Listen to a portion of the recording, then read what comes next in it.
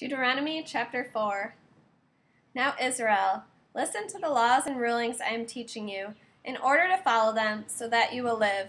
Then you will go in and take possession of the land that Adonai, the God of your fathers, is giving you. In order to obey the mitzvot of Adonai your God, which I am giving you, do not add to what I am saying, and do not subtract from it. You saw with your own eyes what Adonai did at Baal Peor, that Adonai destroyed from among you all the men who followed Baal Peor. But you who stuck with Adonai your God are still alive today, every one of you. Look, I have taught you laws and rulings, just as Adonai my God ordered me, so that you can behave accordingly in the land where you are going in order to take possession of it.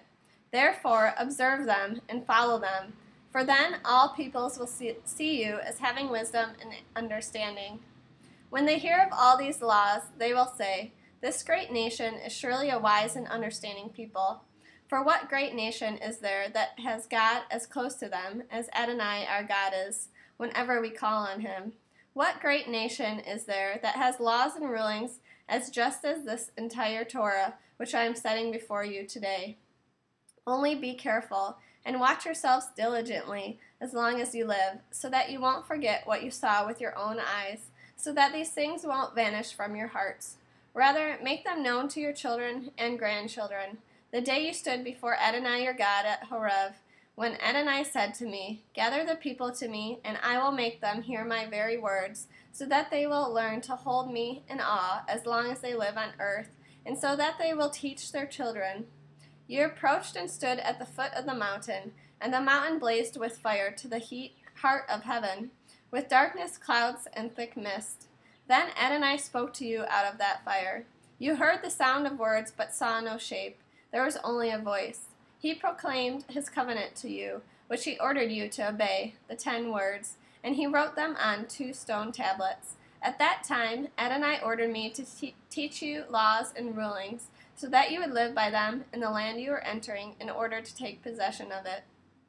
Therefore, watch out for yourselves, since you did not see a shape of any kind on that day Adonai spoke to you in Horeb from the fire. Do not become corrupt and make yourselves a carved image having the shape of any figure, not a representation of a human being, male or female, or a representation of any animal on earth, or a representation of any bird that flies in the air, or a representation of anything that creeps along on the ground, or a representation of any fish in the water below the shoreline. For the same reason, do not look up at the sky, at the sun, moon, stars, and everything in the sky, and be drawn away to worship and serve them. Adonai your God has allotted these things to all the people under the entire sky. No, you, Adonai has taken and brought out of the smelting furnace, out of Egypt, to be a people of inheritance for him, as you are today. But Adonai was angry with me on account of you, and swore that I would not cross the Jordan and go into that good land, which Adonai your God is giving you to inherit. Rather, I must die in this land and not cross the Jordan, but you are to cross and take possession of that good land.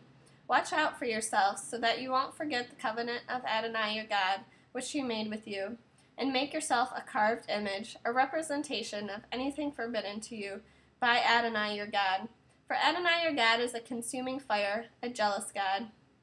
When you have had children and grandchildren, lived a long time in the land, become corrupt and made a carved image, a representation of something, and thus done what is evil in the sight of Adonai your God and provoked him, I call on the sky and the earth to witness against you today, that you will quickly disappear from the land that you are crossing the Jordan to possess. You will not prolong your days there, but will be completely destroyed.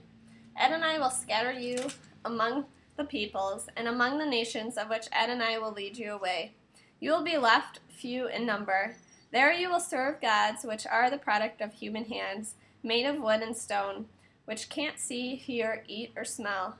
However, from there you will seek Adonai your God, and you will find him if you search after him with all your heart and being.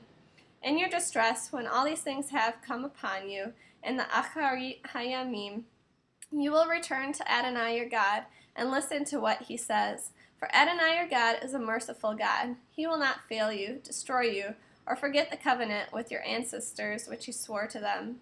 Indeed, inquire about the past before you were born, since the day God created human beings on the earth, from one end of heaven to the other. Has there ever been anything as wonderful as this? Has anyone heard anything like it? Did any other people ever hear the voice of God speaking out of a fire, as you have heard, and stay alive? Or has God ever tried to go and take for himself a nation from the very bowels of another nation, by means of ordeal, signs, wonders, war, a mighty hand, an outstretched arm, and great terrors, like all that Adonai your God did for you in Egypt before your very eyes? This was shown to you so that you would know that Adonai is God, and there is no other beside him.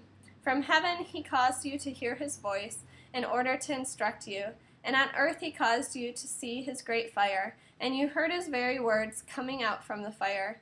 Because he loved your ancestors, chose their descendants after them, and brought you out of Egypt with his presence and great power, in order to drive out ahead of you nations greater and stronger than you, so that he could bring you in and give you their land as an inheritance, as is the case today. Know today and establish it in your heart that Adonai is God in heaven above and on earth below. There is no other. Therefore, you are to keep his laws and mitzvot which I am giving you today, so that it will go well with you and with your children after you, and so that you will prolong your days in the land of Adonai your God is giving you forever. Then Moshe separated 3 cities on the east side of the Jordan toward the sunrise, to which a killer might flee, that is, someone who kills by mistake a person whom he did not previously hate, and upon fleeing to one of these cities might live there. The cities were Betzer in the desert, in the flat land, for the Reubeni, Ramot and Gilad for the Gadi, and Golan and Bashan for the Manasseh. This is the Torah which Moshe placed before the people of Israel. These are the instructions, laws, and rulings which Moshe presented to the people of Israel after they had come out of Egypt, beyond the Jordan River, in the valley across from Beet-Peor, in the land of Sihon, king of the Amorite, who lived at Heshbon, whom Moshe and the people of Israel defeated when they came out of Egypt.